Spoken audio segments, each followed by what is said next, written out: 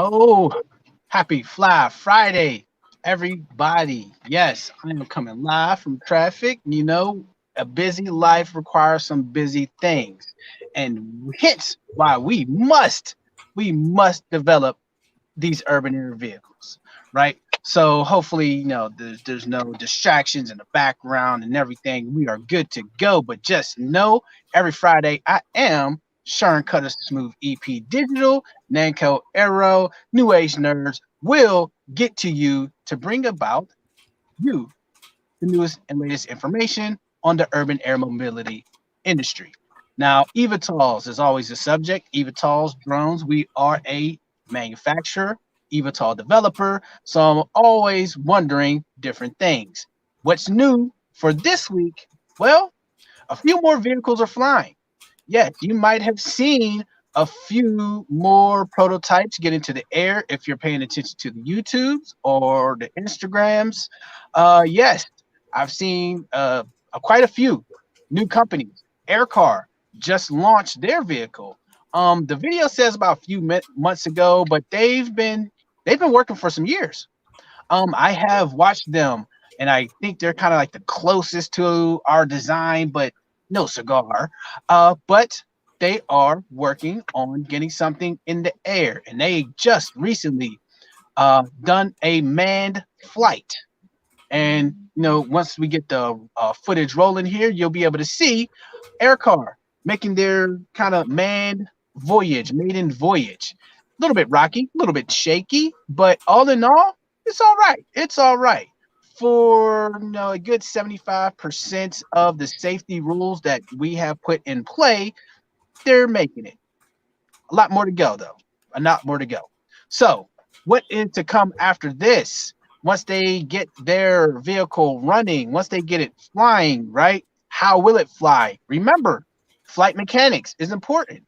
I want to know, you as the viewer, can you point out certain violations in safety, certain violations in flight mechanics? I mean, the vehicle, it looks all right. Finally, something, right?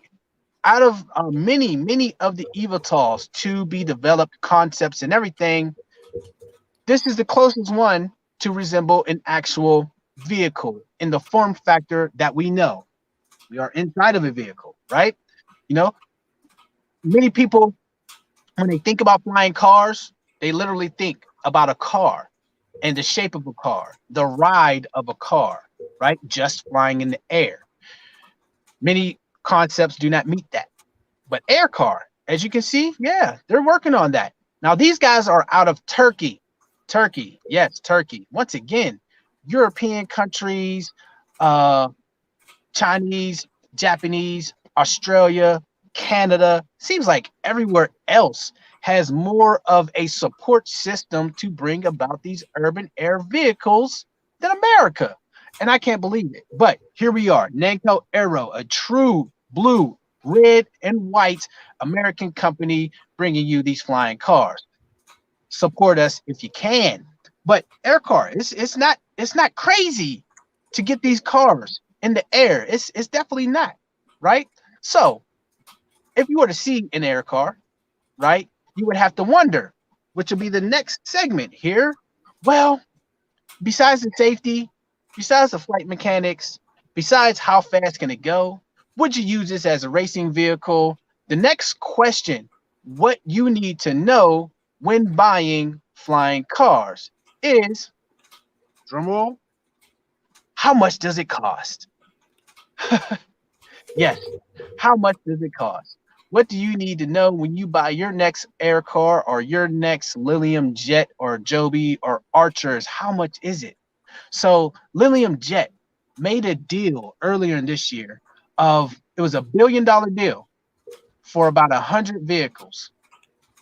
$1 billion for 100 vehicles. It's like 100 million, right? Or what, 10 million per vehicle, somewhere along those lines, right? Now that's a lot.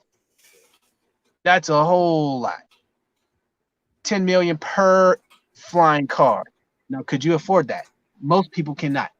Now, a lot of complaints I've heard from the community on when these vehicles come out, especially as a developer, will they be too expensive? Will they be only for the elites, only for the top notches of society? No, they shouldn't. We believe in flying cars for all. So when it comes down to it, pricing, pricing is going to be crucial. And when you go to buy your next flying car, you might want it to be within your budget. I'll give you a few examples. The average helicopter is about 1.8 million, right? 2 million for a nice one, right? Lilium Jet is in the multiple millions. A gyrocopter is about 60,000. Now you can buy a kit gyrocopter off the internet for a good 40 to 50,000 and put it together yourself, and it will fly in the very same airspace that we plan to operate. So that's a big range from $60,000 to get something to fly in the same space as this multi-million-dollar plane jet looking vehicle, right? So that's a far range. And how much can you afford? Now, the best we are trying to get to. Now, Aircar, they have not put out their prices. EHung is about a couple $100,000. Correct me if I'm wrong, but I'm trying to pull it from my data that I've had available in our decks. Now, there are many others who have not put out their pricing at all. They are just waiting until the last minute. They want to wait until others put their numbers out, as well as the cost of production and the pricing needs to be just right for that company to survive. Now, that's all important for the company, but for the end consumer, let's say I am a luxury person, I might be able to afford it for multiple million, but I might be an air taxi driver, right? Or I might want to start an air taxi company. Now, am I going to invest $1 billion for a few vehicles? Probably not. Would you invest tens of $1 million for just one vehicle? So it's a big leap. You know, you could do the same thing with helicopters. So if this vehicle becomes more expensive than a helicopter, which is already solving the problem, then why would I buy into it? We find that the price range should be below a helicopter. A nice helicopter that could carry everything, the price of a flying car must be less than that. Now, if I am a emergency services provider, I may have a larger budget, but still, am I really going to buy into that when the helicopter is serving the same need for less? So these are various questions you must ask the maker, the manufacturer of the vehicle that you're looking to buy. Now, is it worth it? Let's say you want a single person vehicle for racing. Now, for a racing vehicle, the average or the most expensive racing car is about $20 million, and it was sold in an auction. So that's the higher range of an automobile. So for a flying car, okay, 10 million, 10 to 20 million is not, wouldn't be uncommon. It wouldn't be crazy with the level of wealth that is out there. But when it comes to practicality of the industry, price, price matters. And there might just be a little bit of a price war when it comes to launching these vehicles. Hence why many companies have not launched just yet. They've been showing a lot of demonstration vehicles. They're not selling them, right? They are, or Lilium Jet has, but many others haven't sold. They're just demonstrating, waiting for somebody else to set the industry price and they can move in, right? So in that case, who is flying now, right? And I'm always pointing to Lilium Jet, and Archer and Beta Technologies, but air cars needs to be getting into the air, as we spoke of before. Um, there has been, now I wanted to do another vehicle of uh, flying flying XYZ, I believe it is. Flying XYZ. Now, these guys, I think, would have a price point that you may like. Now, you may have noticed a few YouTubers being able to put together these flying machines, right? Four or maybe eight propellers in or on that vehicle. And they were able to get it off the ground, get it airworthy. They've built a vehicle similar to the air car, but just less fancy. Let's say they got, cardboard and, a nice looking, uh, almost like it reminds me of the Formula One. If you ever went to college and you participated in the Formula One competition, senior design project, how you do the little body. Well, they did the same thing, just put it on top of some propellers with the brace, just like this vehicle. Now, it works. It definitely does not have the safety in it. Now, they are only flying in the jungle. They're not flying in a real urban city. But these people are able to put together a decent vehicle to fly around. Again, these are hobby made components. You can buy them off the internet just to get a single person, one person off the ground with the bare minimums. YouTubers have been able to do it.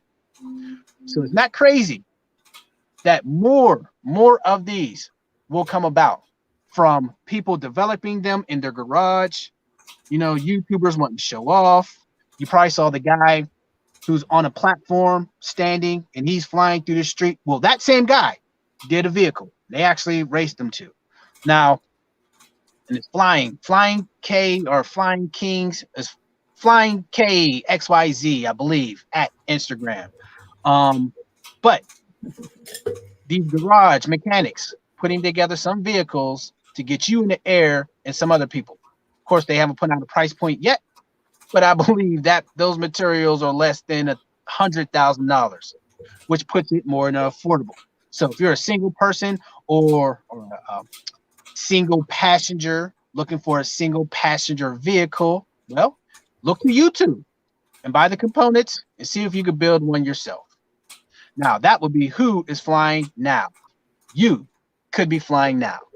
But if you want a more official vehicle, if you want a more official ride, a smoother ride that's well engineered, airworthy, and crash worthy, that's the importance. I keep looking at these vehicles. As you saw an air car, the propellers are still exposed. I'll go through this example. Let's say you're in traffic in the air and you have a fender bender. Let's say you bump a curb, i.e., you bump a building, which cannot be allowed, right?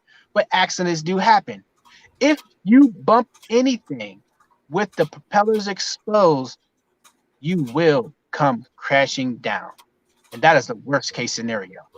We designed for that. That's why our vehicle looks that way. So what's next is us building our vehicle. What's next? We are now going to be working. We already are, but we are further down the road of getting the support that we need. Hopefully those of you watching can help support us more so we can build this vehicle. We can build you the best air vehicle out there. Full safety, airworthy, certified, and crash worthy to keep you safe, but increase the lifestyle that you have. Now that's what we're bringing. As well as price, well, we'll start out at $1 million, but I already know we're going to be far less than that. Our manufacturing systems, the way we go about building this, we plan to not only be able to compete price-wise, right? So when this price war happens, we will be well within able to compete with the lower end. Yes, indeed. So we're good for that next one. So I am Sean Coachman, EP Digital, on another Fly Friday 15, giving you the latest and greatest of the urban air vehicle industry. Look forward to seeing y'all again next week, where I can give you some more information on eVTOLs and everything flying cars. Until then, peace be upon you, people. Good day. Have a good weekend.